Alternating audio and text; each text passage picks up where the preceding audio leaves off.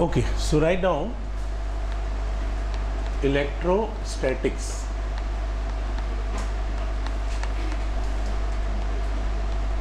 It is the first chapter of your class 12, electrostatics. Electro means electric charge.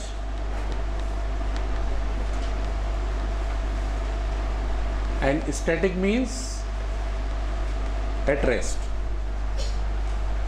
Electrostatic means electric charge at rest. So in this particular branch of electrostatics, what we are doing? We are studying the behavior of the charge, its effect when the charge is at rest. If the charge is moving, if the charge is in motion, it is having another effect. You know that when the charge is motion, it is called current, right? It is called electric current. So that is a separate chapter, current. If the charge is moving, it is having another effect apart from your electric field. It is having magnetic field effects and all. So this particular branch in which the charge is in motion, that is called electrodynamics. That is called electrodynamics, right? So in electrodynamics, the current, electricity will be belongs to magnetic effects, magnetic field, these are belongs to. But as far as electrostatic is concerned, it is electric charge which is at rest. Means we have to study the charges which are stationary, and we have to looking for its behavior. What is the effects of that field? If we are putting them in some another effect, what will be the another factors which is related to this, like force, torques and all those things. Okay, so first we need to know about electric charge. What is electric charge?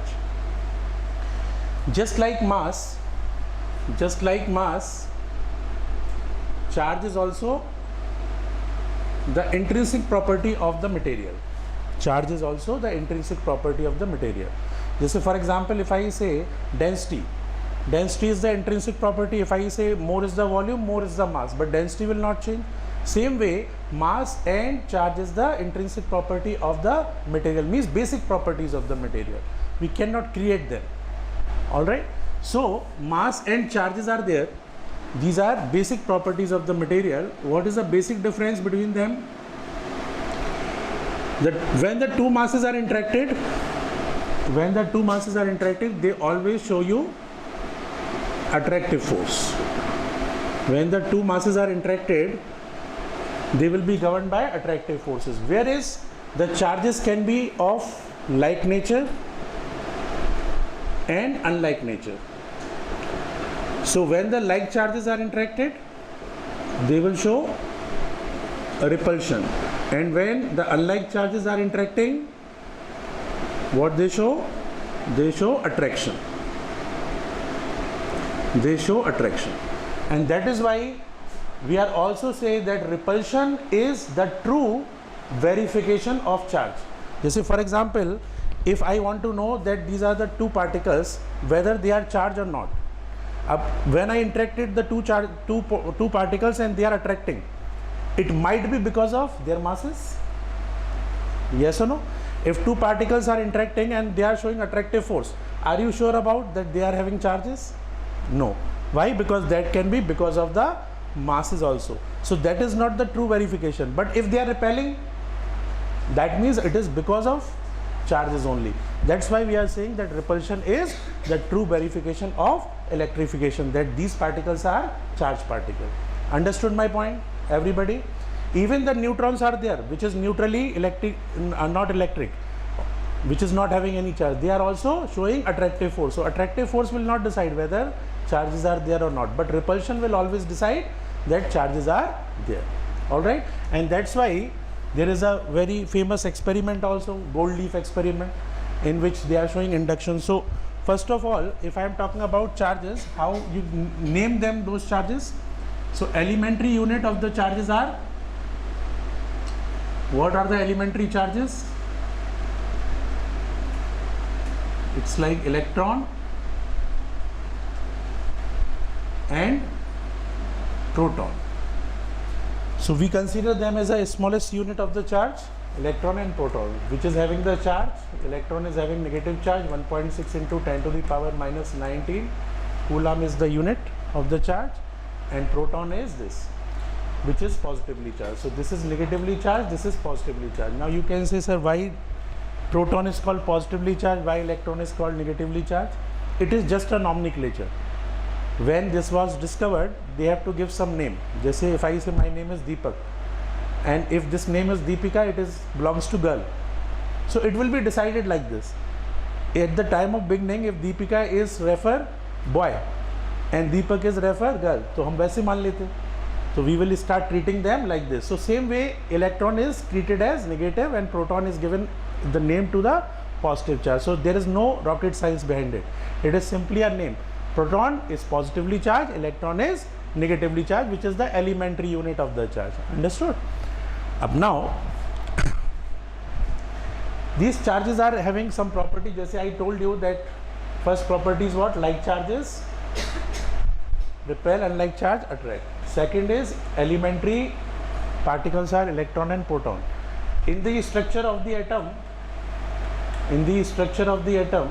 all these positive charges will be in the nucleus and all the electrons are surrounded in the orbits, right? Apart from this nucleus, inside the nucleus you also have one more basic particle which is called neutron, which is electrically neutral. And mass of the neutron is similar to mass of the proton, whereas mass of the electron is much lesser than mass of the proton. This is of the order of 10 to the power minus 31. This is of the order of 10 to the power minus 27. So quite less. Next property number 3. This is the elementary. So whenever any body will be charged, so for charging of the body, when the body is charged, we have various ways, and this charging of the bodies occur only by transfer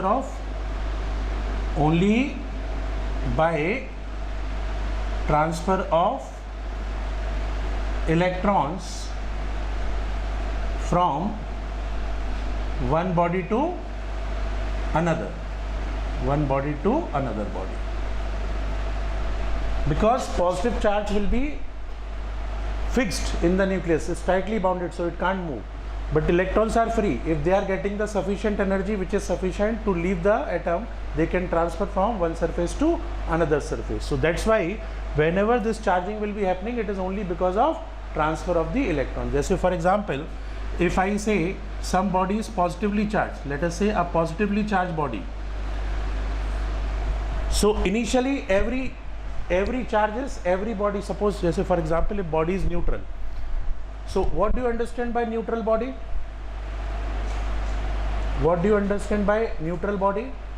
Neutral body doesn't mean zero charge. Neutral body means equal amount of positive and equal amount of negative charge. Equal amount of positive and equal amount of negative charge will make it the net charge zero. That's why it is called neutral body. Very interesting thing.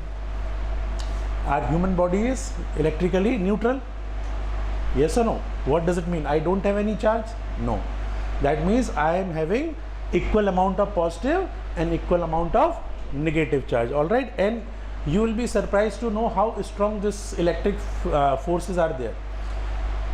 Hypothetically, if I isolate whatever positive charge my body is contain and whatever negative charge my body is contain, if suppose hypothetically I separated these two charges, negative charge one side, positive charge one side, and kept them at a distance of 1 meter, you know how much force they are experiencing?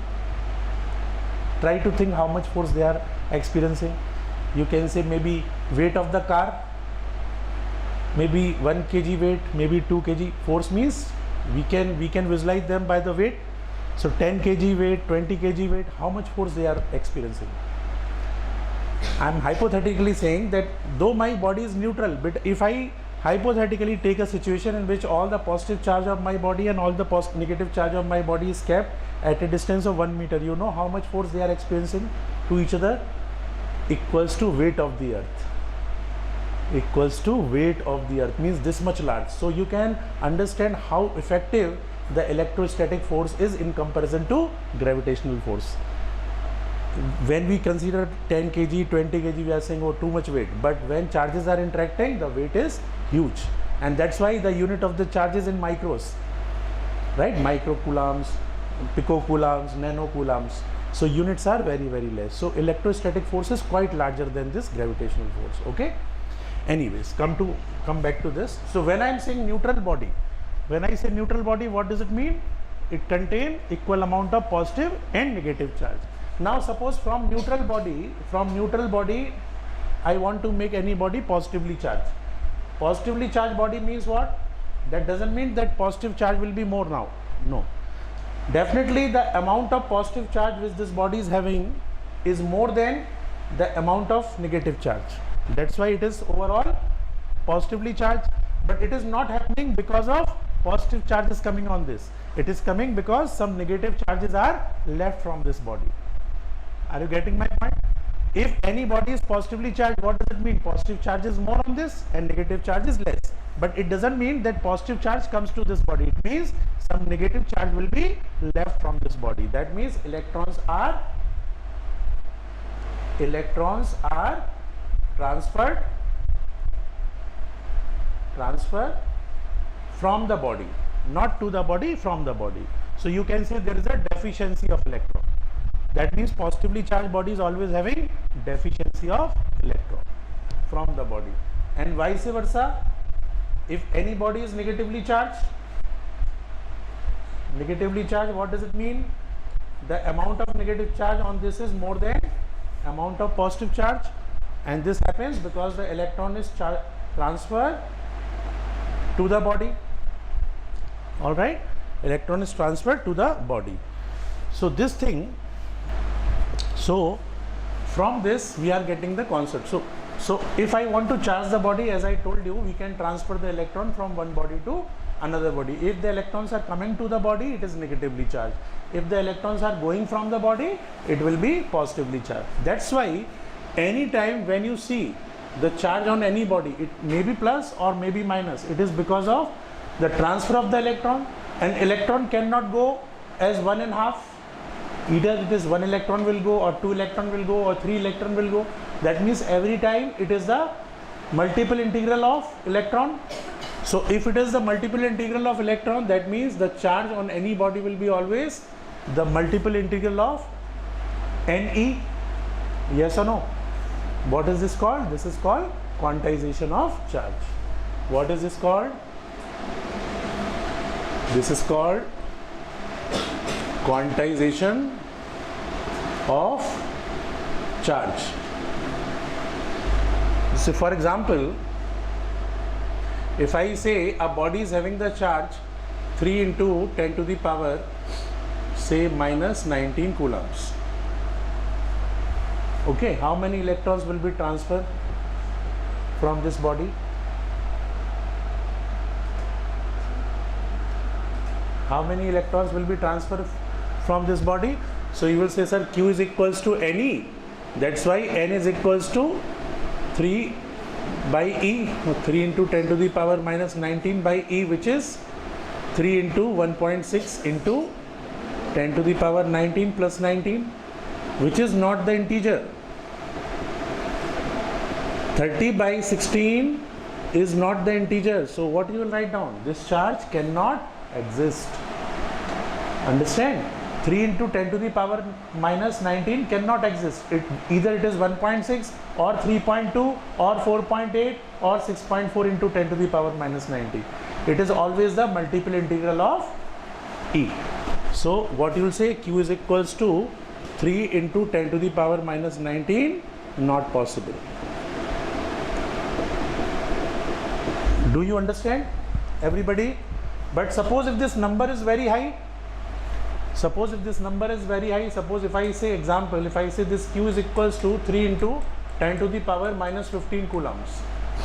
Now if I ask you how many number of electrons, now we can do. Why? Because if I am calculating N, which is Q by E, that time what is happening? 3 upon 1.6 into 10 raised to the power minus 15 plus 19. So since this 30 by 16 into 10 to the power 4 is a big number. That's why this integer will not matter. Understand? If I take it in decimal, it will be some thousands of electrons. So that time you can take this type of value if the number is large. But if it is of the order of minus 19, that means it always comes as 1.6, 3.2, 4.8, 6.4 like this. It cannot be in between somewhere. Means electron cannot be 1.5 which is transfer. It is either 1 or 2 or 3 or 4 like this. Understand? That's why it is called quantization. That any time whenever you are getting the charge, it is always quantized of E. Quantized of E, multiple integral of E. Do you understand this thing, everybody? So whenever I am saying whether body is positively charged or negatively charged, the first point is because of transfer of electrons. Second, any charge on the body will be always the multiple integral of E. That's why plus any or minus any. Now, if I say how many methods are there, so before coming to the method, let me complete other properties also. This is your fourth property, quantization. Fifth property is charge is invariant. Charge is invariant. Charge is invariant means sometimes, suppose if there is a particle say of mass m, and let us say it is moving. Let us say it is moving. What we say, mass will change. We will say yes or no. If suppose if there is a body which is having some mass and it is moving, which is moving, can we say the masses change according to the velocity? But it is. But it is. If this v is of the order of speed of light, then what will happen? The mass will be changes as m0 upon under root of 1 minus v square by c square. So when this velocity will be of the order of c means the speed of light, what we say? We say mass is also variable. This is called rest mass. Rest mass means when it is not moving. But if it is moving with the speed v, which is of the order of c, then mass will also change from m0 to some other value. That's why mass is what? Variant, but charge is not. So what do you understand by this? That even if the charge is moving, with some velocity, its rest mass and its mass at any velocity will be always same. So now you understand this property. What do you mean by charge is invariant? With the velocity, mass can change, but with the velocity, the charge cannot change. That's why it is called invariant. Is that clear? Okay.